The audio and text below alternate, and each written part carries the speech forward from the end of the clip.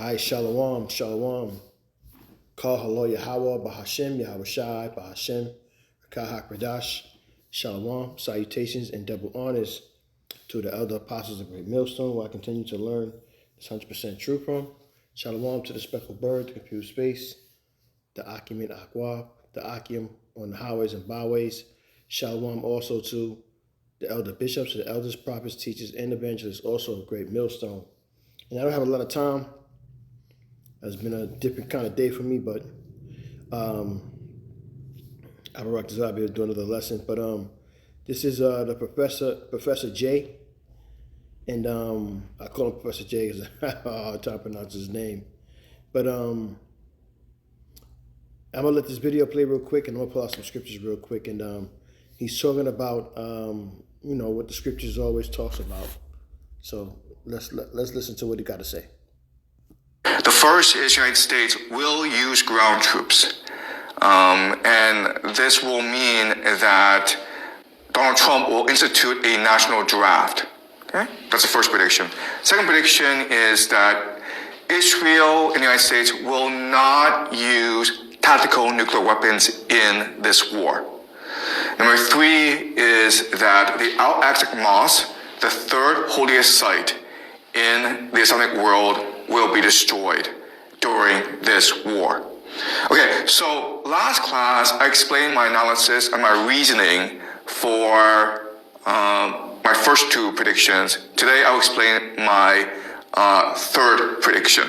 So before we start, I just want to look at some videos, okay? So you understand some of the context, some of the players in this war. All right, so this is Senator Blumenthal of Connecticut, and he is one of the 100 members of the U.S. Senate. He's also one of the members of the Gang of Eight. Now, when you are fighting a war, the White House has responsibility to report its objectives, its purpose, how the war is progressing to 8 members of Congress in a confidential setting, okay? And this is Senator Blumenthal after he's been debriefed by the White House. Okay, and this is what he has to say about the progress of the war so far. I emerged from this briefing as dissatisfied and angry, frankly, as I have from any past briefing in my 15 years in the Senate. I am left with more questions than answers, especially about the cost of the war. My questions have been unanswered, and I will demand answers because the American people deserve to know.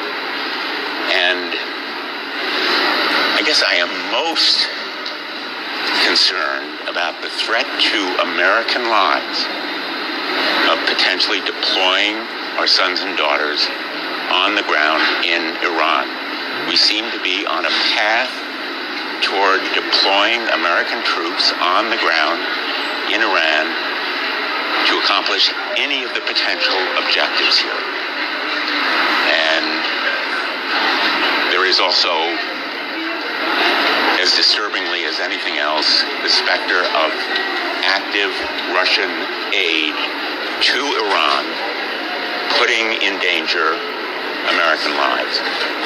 All right, so 3 things to take away from his talk with reporters, okay? The first thing is the administration, Donald Trump, the White House, has not articulated a budget. How much will this war cost? Which means that this is an open-ended war. We don't know when this war will end, and so we don't know what the commitment is, and so we don't know how much this war will cost, okay? That's the first point he makes. The second point he makes is we are on a path towards the deployment of ground troops in Iran, okay? And that basically means a national draft. And the third thing that's crucial is he says that they know for a fact that Russia is already involved in this war, aiding Iran. Okay? So that's the three main takeaways. Okay, so this is the foreign minister of Iran, Agachi, talking to NBC News. All right? And NBC News is going to ask Agachi, hey, there's talk in the United States already of ground troops being used against Iran. Okay? Now I want you to observe his response and then the response of the journalist. President Trump has not ruled out boots on the ground in Iran. Are you afraid of a U.S. invasion in your country? No, we are waiting for them. You were waiting for the U.S. military to invade the ground troops? Yes, because we are confident that we can confront them, and that would be a big disaster for them. Again, certain things to appreciate. First of all, the foreign minister, Agachi, he is not at all concerned about ground troops. In fact, he basically said, it's a trap for you guys. You come in, we've been preparing for about 20 years for this, we'll destroy you. The first is the United States will use ground troops. You hear that, man? Oh my goodness, man. It's some serious situations taking place, man, and Babylon's gonna get annihilated out here, man. Esau, you done with, man. I didn't want to make this long. Revelation 9 and 15. And the four angels were loose, which were prepared for an hour and a day and a month and a year, for to slay the third part of men. And the number of the army of the horsemen were 200,000, and I heard the number of them. That's 200 million nuclear missiles. And thus I saw the horses in the vision, and them that sat on them, having breastplates of fire and Jenseth and brimstone, and the heads of the horses were as the heads of lions, and out of their mouths issued fire and smoke and brimstone. By these three were the third part of men killed by the fire, and by the smoke, and by brimstone, which issued out of their mouths. So those mouths are what? Those shallows where the missiles are coming out of.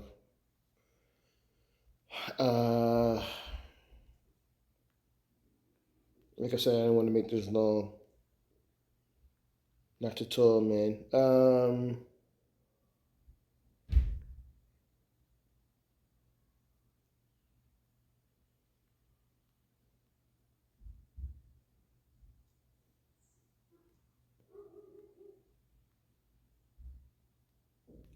Obadiah 1 and 15. For the day of Yahweh is near upon all the heathen, as thou hast done, it shall be done unto thee. Thy reward shall return upon their own head. For as they have drunk upon the holy mountain, so shall all the heathen drink continually. Yea, they shall drink, and they shall swallow down, and they shall be as though they had not been. But upon Mount Zion shall be deliverance, and there shall be holiness, and the house of Jacob shall possess their possessions. Woo! You can say what you want, but the day of Yahweh Bashem Yahushua is near, very near. It's a good one, Isaiah 66 and 15. This comes out a lot lately. For behold, the Lord will come with fire and with chariots like a whirlwind, to render his anger with fury, and his rebuke with flames of fire. Yahushua is going to help destroy this place. It's gonna fall in an hour. Okay, real fast. Super fast.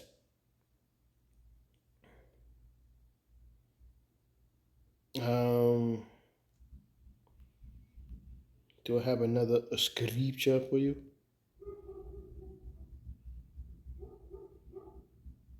Yeah, I do.